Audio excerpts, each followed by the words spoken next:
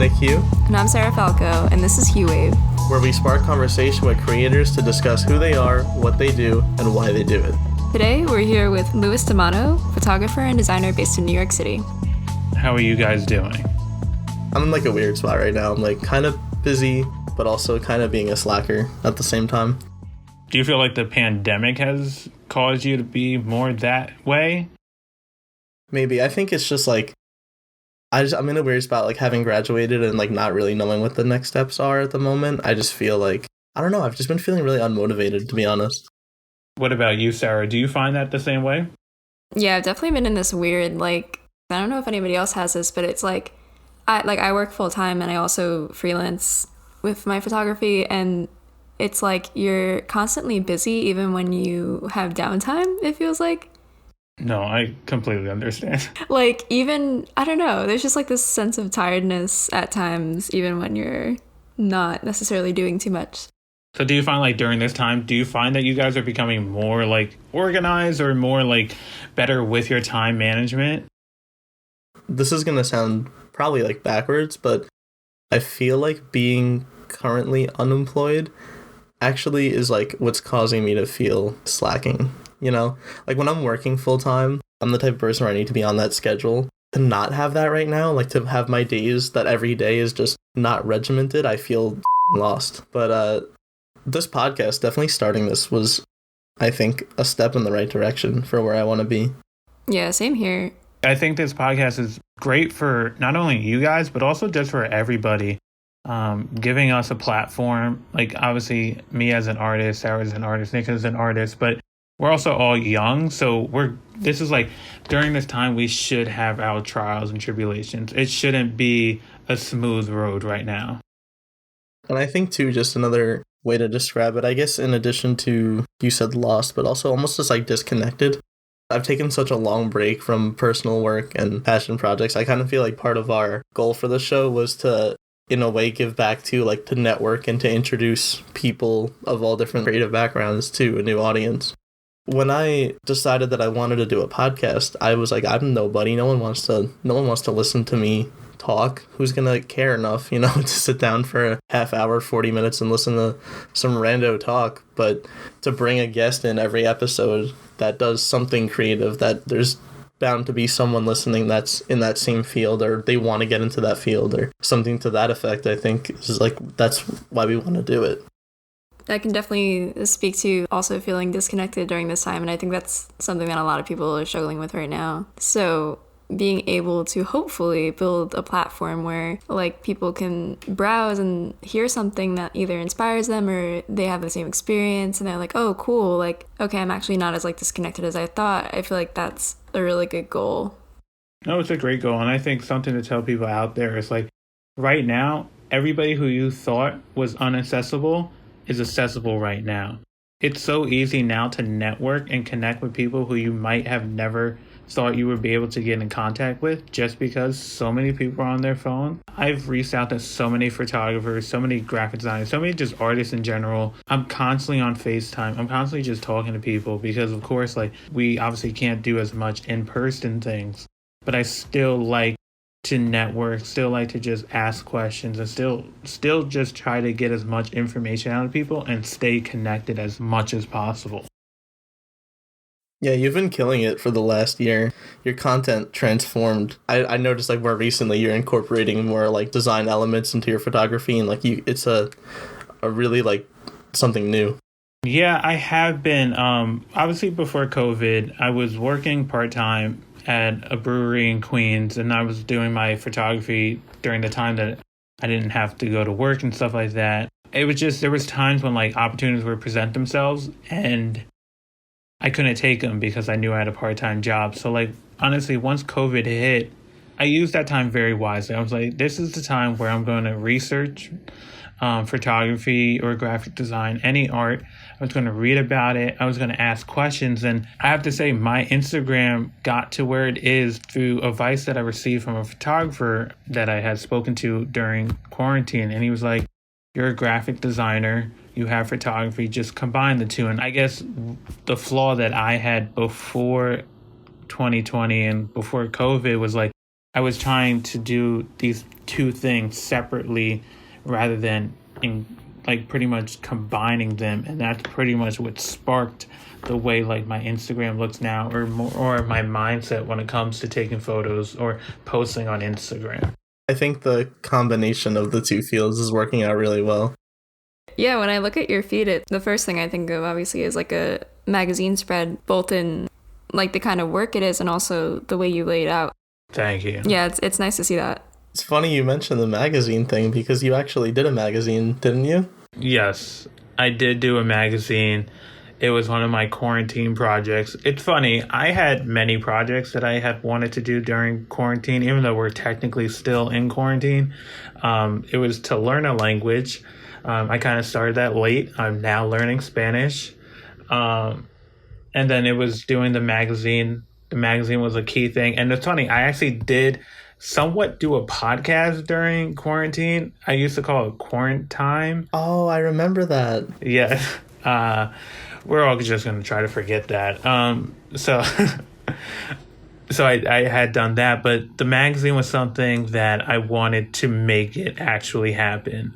And I have to say, I learned so many lessons from doing that magazine. I'm very a hard worker when it comes to things. I'm very like on time management is key. Like I go hard in the paint every time, but it was hard to manage people or try to get people to be on the same guidelines or the same deadlines when in the past I was so accustomed, so used to being like, you know what, I'm just do this myself. So now having to like rely on people. And honestly, I have to give a huge shout out to everybody that was part of that magazine, because they made something that I never thought would actually be a physical thing. And mind you, that idea started in college where we were pretty much told to create a magazine. And shout out to Asha Blue, like she was the one. And I remember I was like, as I was designing it, I was thinking, man, this would be so cool if I made this a real thing. And then I did, and it was a cool experience. And I'm very fortunate, like I said, for everybody who was involved. And I probably never will do a second magazine issue. It was a pain in the butt. Working with people to make something so like cohesive is a lot harder than it seems at first. Up to that point, I never had to actually manage people. And I put so much on my plate where I should have dispersed that more evenly and got more help. I think a lot of that just comes from being used to freelancing, because I just look at my own stuff. You're your own marketing. You're the accounting department. You're dealing with the clients. You're everything. You're every position, and you worry about the money. You worry about the projects. You worry about the deadlines, the income, and all that. And I guess sometimes it's hard to let go. I know I'm definitely that way. I'm still trying to get better. Sarah, we got to work with this podcast thing. I feel like I put so much on my plate for no reason. And, like, I need to learn how to let some things go, and it's hard. Amen. But honestly, like, I don't think there's anything wrong with that mindset either. As much as, like, people may knock it, like, of course, like, I think one thing I'm learning now is balance and knowing how to balance work and how to, like, not put too much pressure on yourself. But I also feel like if it wasn't for this mindset that I have, or you have, Nick, or Sara has, we wouldn't be where we are today. We wouldn't have had the jobs we had up to this point, the projects that we worked on. Like, none of that would have existed if it wasn't for the mindsets that we had. Yeah, it's just that balance of, like, having that urge to keep going and pursue bigger things, but, like, also not putting too much pressure on yourself so that it's, like, you're chasing something that's unattainable. On the topic of balance, if you don't mind Lewis talking about it, I know you're probably one of the most regimented people I've ever met, just in terms of dedication to keeping your daily routine and just the times at which you do stuff. Do you want to talk about that and how it maybe affects your process, or do you feel like that aids your work process in any way?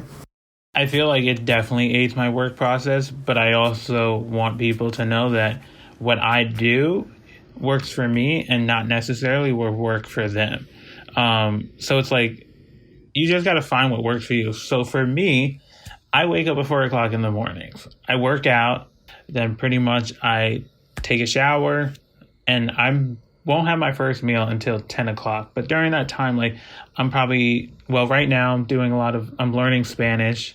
So I'm doing like 20 minutes of Duolingo, and then I'll read a book. Right now I'm actually reading The 48 Laws of Power by, bear with me, Robert Greene. The reason why I like reading is because if you're a graphic designer, you practice doing graphic design photography, you practice doing photo shoots. So like talking, reading, it's good practice when it comes to when you're in front of like a business person or someone who you are networking with. So that is my morning. If I have a photo shoot, most likely setting up around like 9 o'clock, especially most of the time my shoots are at 11. So I'm setting up pretty much that process, especially now with COVID, is a little bit more crazy.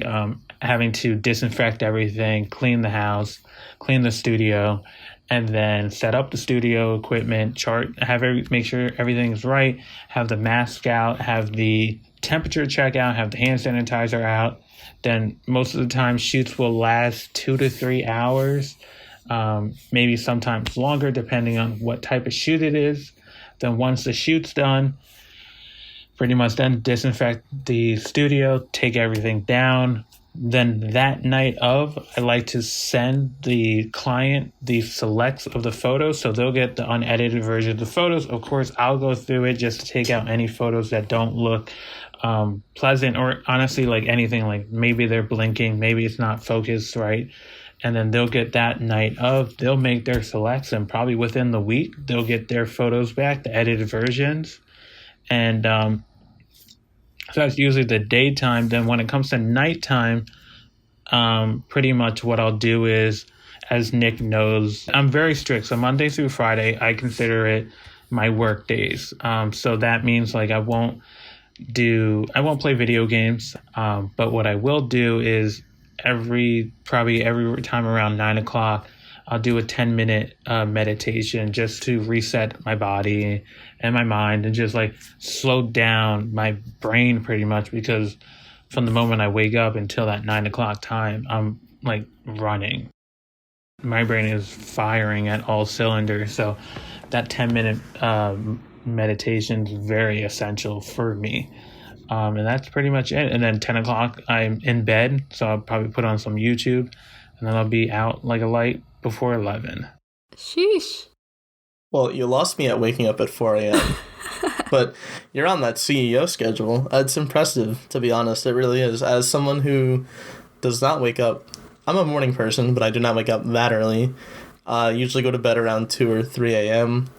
Do play games pretty much all week. I'm like the total opposite of your schedule. It's good that you have so much agency over like where you put your energy during the week. I also vouch for meditation. I think it's such a great way to reset, especially when you're just like constantly working. It's so key. And honestly, I use Headspace. Shout out. They are a great app. This is not an ad. This episode is sponsored by no one. But Headspace is so good. Like, you can do a 5-minute meditation, a 10-minute meditation. It's just like, it's really good to do. And I highly recommend, if you're feeling stressed out, just pop on a 10-minute meditation. And you don't need to use Headspace. There's YouTube things. It just, unfortunately, regardless of what you do as a profession, especially now, this is a stressful time regardless. And it's good to just recenter yourself, because if you're constantly firing and worrying and stressed out, like, you're not going to make the right decision. So I try to make sure to calm myself down as much as possible so I make the right decisions. And of course, like, I know I might still make the wrong decision, but I'm trying to prepare myself to be able to give people my best, but also to give myself my best. As someone who doesn't meditate, I genuinely wish that I could get into it. As you both said you vouched for it. I've tried, as you know, Lewis, I've tried in the past, and I don't know. I don't know if I'm not doing it right. I ended up just like feeling like I'm just sitting there for 10 minutes or however long, and I don't know. I gotta, I guess, try some new techniques or something, maybe. It could also be like, depending on what time you do it, it could be the duration. 10 minutes is long, especially if you're starting out. So I think when I was starting out, I think I started out 3 minutes, and then I think I went to 5, and then I went to 10. But of course, like there's times when I'm doing my meditation and I don't feel relaxed, but I'm just still just doing the motions, and maybe I'm like really like my mind thinking about things, but still at least I know that I'm putting myself into that state of just watching my breathing and just really just soothing out. Yeah, I probably overthink it, realistically. Most likely. What else is new? You're out here probably meditating too, with Skrillex running in the background being like, this is so meditating. I meditate to dubstep only. Back to kind of about your photography work, I was wondering when you were talking about clients, I mean, I can kind of tell from browsing your work and your website, but how would you describe like the kind of clientele that you shoot for? And like, do you have your favorite kinds of projects or like things that you want to get more into, like anything like that? So up to this point, I've developed a pretty strong clientele within the modeling industry and the fashion industry, and I'm very fortunate. That whole process was such a crazy process because I remember the first modeling agency I worked with, and now like it blows my mind to see how much networking and how many people I've met during this time. So right now, a lot of my clients are modeling agencies. I have done stuff for my friend Bianca Peters. So those have been dope experiences. But honestly, now I find myself still doing stuff with the modeling agencies, but now I try to do more things outside of the industry. I don't like to be stagnant or stuck in just one thing. I want to like branch out. I did something recently for someone who's a health coach, and I met her on a shoot that I did for this drink company called Koi. And being on the shoot with her and being able to talk to her and experience something different it really like made me happy. And because like what people don't realize, and I tell this to a lot of people, is like when it comes to getting your photograph taken, and probably Sara can attest to this, is like most of the time, like the person you're photographing, they put so much faith in us to capture them at their best. So you do get very connected. Like I can remember the first photo shoot that I did, and I've done probably more than 100, 200 shoots since then. Probably even more than that. But you can remember these shoots and what happens at these shoots like they happened yesterday. And I think it's mainly because of the connection that is made on these shoots. So doing that shoot with Lauren, it was nice to have a different type of connection. Obviously, she didn't have a modeling background. So now the point I was getting at is that I do want to expand what I'm dealing with. And honestly, I'm in the works of doing that. I don't want to give out too much information on what I'm planning, but just know it's coming, and to stay tuned. Yeah, I think I'd say I definitely learned something from every single shoot that I do from the people. It's definitely not like other jobs where you interact with people, but you don't really like make the same connection. So I definitely feel what you're talking about. And that's why, honestly, like what's good about the fact that I have a graphic design background and a photography background is that I was able to, especially when I was in college, and even now when I do have like, when people have me like become a guest speaker at their classes, is that I try to tell a lot of graphic design kids or just any artist that not usually in front of people, I'm like, get in front of people, because as a photographer, you can't really do it behind the computer, but it's that person-to-person connection that I feel is so essential. So I think I even told Nick this, hop on a phone call with your clients. If it's a video call, that's even better, but hop on phone calls with them.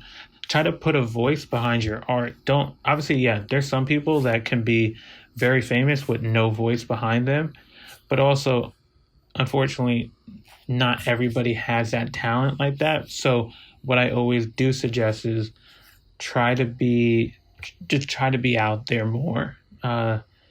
Sometimes we can't just let our work speak for itself, I personally feel. Yeah, there's definitely an amount of like scrapping to network with people and to show more than your photographs, like who you are. I'm trying to get better with that. with posting on Instagram and stuff. Definitely. I find it's very essential for me to show my face, something that I try to do as often as possible on Instagram with behind the scenes stuff. And I also try to be as interactive as possible because I want people to know what it's like to work with me before even working with me. But also too, just post something of yourself. Don't overthink it. Like, I'll be honest, there's been times in the past where I've taken so many takes on a video that I'm like, I can't believe I took 5 takes on something that I just chose to go with the first take that I did. And you just got to learn to be confident with yourself. And because what the flaws we see in ourselves, most likely no one else sees them. So true. We just have to kind of just post whatever. Oh, I'm the worst with that. I'm the one that hides. But you have been doing a better job. I've been trying. You mentioned getting into a different type of work and how that was something that helped you a lot. And I think that happened also recently with me too, just in that most of my work to date has been in some way or another connected to the music industry. And I had the opportunity to work a little bit in the gaming industry at the end of 2020. And that was cool because I always saw video games as a hobby, but not as anything that could be a career. But I think that definitely changed my perspective. And it was just nice to have something different. No, yeah. It definitely, and I think even Sara can attest to this. I'm pretty sure, Sara, you do videography too, right? Yeah. So obviously with the photography and the videography, you just learn different things. And I always like to never, sometimes I'll take a client on that I might be totally out of my wheelhouse just to get an experience out of it. Just because you never know. Even if you don't enjoy the experience, you still technically learn something from that experience. Because you might have learned that you don't like that. But you can also, it's just it's good not to limit yourself. Obviously down the line, once you make it, if you feel like limiting yourself, go right ahead. But right now, to limit yourself is not logical to me. Yeah, definitely. I mean, one of my clients is a hair salon that used to be my neighbor a few years ago, but I still do work for them from time to time when they need website updates and stuff like that, just because they don't have someone for it. You both know the type of work I do, and even just stuff like that, I never would think I'd do anything like that, but it's been a good opportunity. You never know, you might find your calling by doing something that you never thought you would like. I wasn't doing photography first. I was actually doing more on the lines of graphic design than I was photography. I had a Knicks fan page. This is back when they were good. They kind of are still doing good now. But I would just edit photos of the players. And over time, I was like, man, what would it be like if I would take my own photographs and then edit it? And that was what I started doing. And that was and then it went into doing video of the players and stuff like that. And then it became, I don't know why I was doing this, but I would go and to outside the neighborhoods and take some landscape photography. And then I remember my very first model photo shoot was so my friend's name is Catherine, and the girl that I photographed that day was named Melissa. She was a dancer, and I remember we did that in Central Park, and that was the beginning of what I am now today. And it's crazy when I look back at how I got to that point. I don't even know how that girl even found me. I didn't even think I had model anything to show. Thank God I got some good photos that day. But now when I look back at those photos, man, was I cringy. I can't even stomach stuff I made last month. It's so bad. I look at some of the stuff that it's also funny, just even my branding too. I used to be called Luhu. That was that was a name that I had. So I had that name. And then I remember I used to put the most obnoxious watermarks on my photos, thinking that was the thing to do. I think we all had a watermark phase. Sara, did you? I did, unfortunately, but it was so far back that most people missed it. I think we all been there. I think it needs to resurface. The way people don't tag me nowadays, I might have to slap that watermark on. Yeah, it's crazy. Like, it's so weird. Like, you figure Instagram's been around for so long now. Like, I thought people would have cut that out. I've definitely worked on some things where I got basically little to no credit for. May or may not have been seen by many people and or purchased on a product. And it hurts to see that, like knowing that you made it and nobody knows. Yeah, it's crazy. What I think Nick and I started doing this within this year is being very strict when it comes to like our contracts and stuff like that, and having it more written down of saying like, hey, this needs to happen, because unfortunately we as artists need to protect ourselves. Yeah, I've just been burned too many times. I got tired of it, and I'm sure you guys both had the same thing. Like, you both probably went through something similar, I'm sure, at some point. I'm a Drake song. I'm jaded. Yeah, for real. You and I, Nick, like, we talked about contracts so many times, and like it got to a point where like one or two clients that I had like years ago that still like, you know, I was just starting out, like I had no idea about like usage licensing or anything like that, and they still to this day like post the images, but they always post a filter on it. Lewis has some experience with that. I know that one. There's a few apps that I'm not a fan of.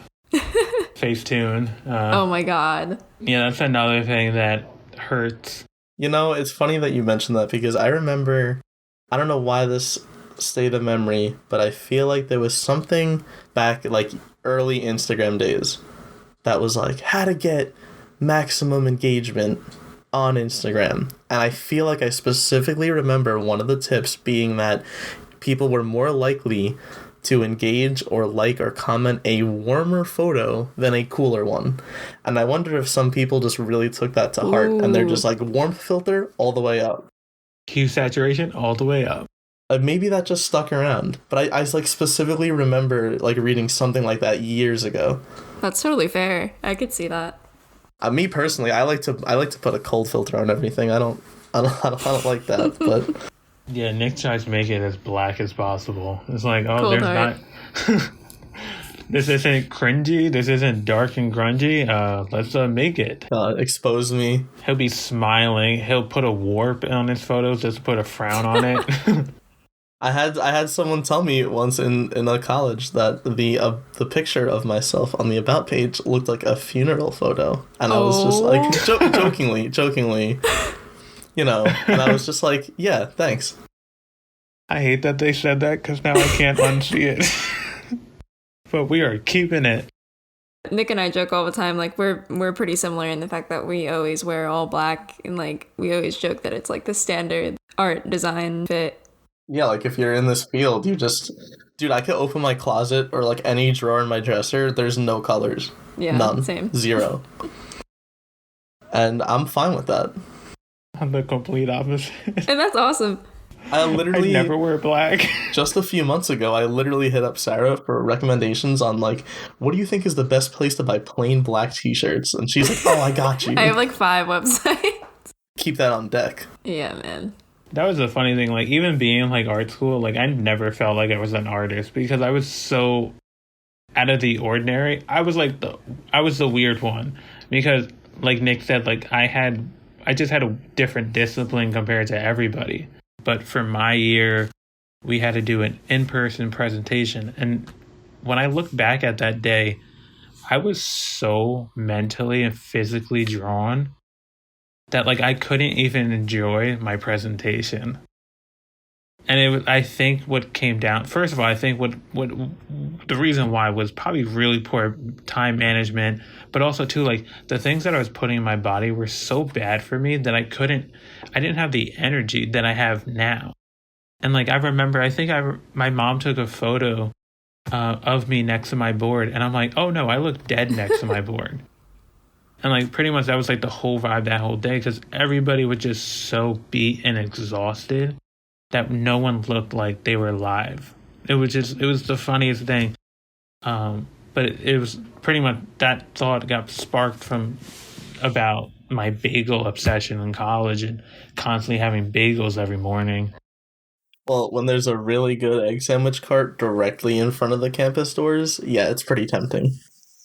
And they had the halal cart Oh, that people go yeah. to for Yeah. lunch. The halal. They had good coffee right there, too. It's all right in front of you. Like, how could you not? That was like the perks of going to school in the city. Oh, yeah, 100%.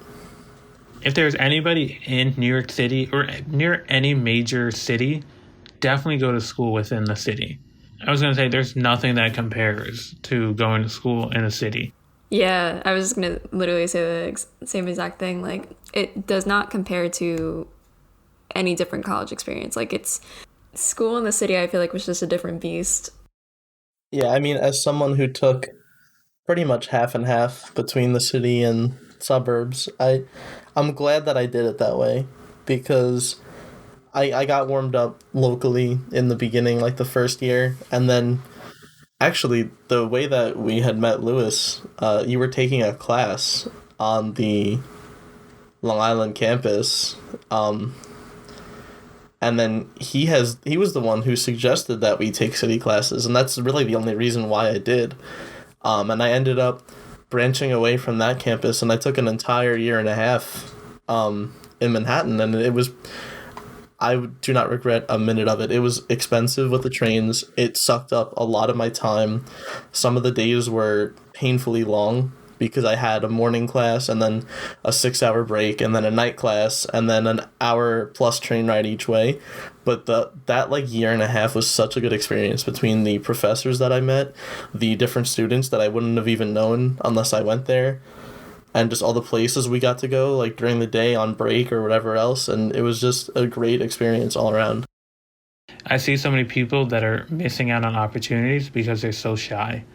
And I've been that shy person, but I knew that I had to get over that to get to where I want to be in life. And if it wasn't for that change of mindset, like I probably wouldn't have met some people that I met, and I probably wouldn't have went to probably the coolest thing I've done so far. Well, probably one of the coolest things was going to Brendan Maxwell's fashion show. So pretty much Brendan Maxwell, for people who don't know, is a fashion designer. And my friend Bianca Peters, it was during Fashion Week, and she has sent me all the cast, all like the shows that she was invited to. And I remember looking through it, and I just clicked a random show. I didn't know who it was. I didn't know who Brendan Maxwell was prior to this. Day of the fashion show, Bianca goes, "Hey, bring your camera." Now, she's like, bring something discreet, but also bring your cameras. And then that day, I don't know why I waited until that day to look at the location for the fashion show, but the fashion show happened to be at the Natural History Museum. And I was like, and then I started making the connection. So then I looked up the designer, and I'm like, oh wow, this is a really big designer, and this is a really big show. So it's the day of the show, and then Bianca's like, so there's a possibility that you can get some behind the scenes photos and videos. And that's all she had to say, and I just went off and did my thing. I was taking photos, taking behind the scenes stuff. I was just literally anything I could do. And I remember like I took some photos of Bella Hadid and stuff like that, and just the aura around her, and like some of these models that, like I said, I've never seen before, or I've seen before, but I've seen them in like on the television and on Instagram. That next day, I'm like, you know what? I'm gonna post these photos, and maybe the models will repost them. And so I posted them, I put them up. Then I made sure to find every model that I had a photo of. I tagged them and everything, and then some of them started posting them, and I was like, oh, this is dope. Then out of nowhere, Brendan Maxwell posted one of them, and I was like, nah, this I'm like, this can't be true. And it just so happened to be one of the photographs that I caught was of his mom with the reaction looking at the model with the dress and her excitement. Then I remember I was at a photo shoot over in Brooklyn Bridge, and I get a notification on my phone that Brendan Maxwell had used one of the photos for promotional purposes. So now I'm freaking out. I'm like, you know what, Lewis? I'm going to reach out to him. I'm going to just message him, DM him. I'm going to take a shot in the dark. And I had messaged him, and I said, I forgot what exactly I said. I was like, hey, man, I just appreciate you using the photos. This is so dope. had a great time. And he responded back to me. And then honestly, ever since then, I always kept a line of communication with him. And then during quarantine, I was actually able to hop on a phone call with him and speak to him like one-to-one. And that was like pretty much goes to show like, hey, like you never know, that door could be open. And that show changed the way that I look at how I handle the world. And it was one of the best experiences that I've had so far as a photographer. Word, yeah. That's an awesome story. It's always like when you least expect it, like my advice for people is usually just like, you know, kind of like you mentioned earlier in the podcast, like try everything, say yes to as many things as possible as long as it's, you know, up your alley. Like I had a similar experience where I ended up, like a friend just asked me to cover for them to photograph this exhibition during Fashion Week. And I said yes. It was kind of out of my element. It was like photographing this gallery and like the people in it, whatever. And I did it, you know, had a good time, whatever. Edited the photos, sent them off, like didn't think anything of it. And like half a day later, they used some of the images in Vogue to mention the exhibition and the designer. I didn't even know this guy. I didn't realize that he was like famous. And it was all because I was just like, why not? You know, I'll go to this, I'll hang out and shoot and like, yeah, say yes to all the opportunities that you can. Those stories, and I know people are always like, and I know Nick and I have spoken about this, working for free, but sometimes an opportunity presents itself, and I'm assuming, Sarah, you probably didn't get paid for that opportunity, right? Weirdly enough, I did. But it wasn't like, congrats. Thank you. Yeah, it wasn't like, but it wasn't like what you would have charged. For sure. And I think that's what people need to know is like, know your value, but also know when an opportunity presents itself where you may have to, of course, don't sell yourself short, but also too is like, you just never know. That thing that I did, that fashion show, I went there for free. I was backstage for free. Everything was pro bono. Like, but what I had got out of that I could never, no money value would ever succeed. That was like the best experience ever. But pretty much know your value, people, know what to charge, and also know like when opportunity is a great opportunity, and also don't let people sell you on a false opportunity either. Because unfortunately, a lot of people that aren't in this industry try to sell people on that false opportunity and make it seem like by doing this, you'll get this out of this. Watch out for those people. There's a lot of them. Exposure doesn't always pay the bills. Exactly. As we're coming to a close, I just want to say thank you again for your time. And it was great to have you on and hear about your process in both the photography and the design worlds. Yeah, thank you so much. Do you want to tell people how they can find out more about your work? Yeah, so people can follow me on Instagram at Louis D'Amato, no apostrophe, or you can check out my website, louisdamato.com, and just stay tuned. I got a lot of things planned, a lot of cool things coming out, and again, thank you for the opportunity, and I hope everybody enjoyed this conversation. Thank you for listening to Huewav Podcast. You can follow the show on social media at Huewav Podcast to stay up to date with the latest episodes. We'll see you next time. Peace.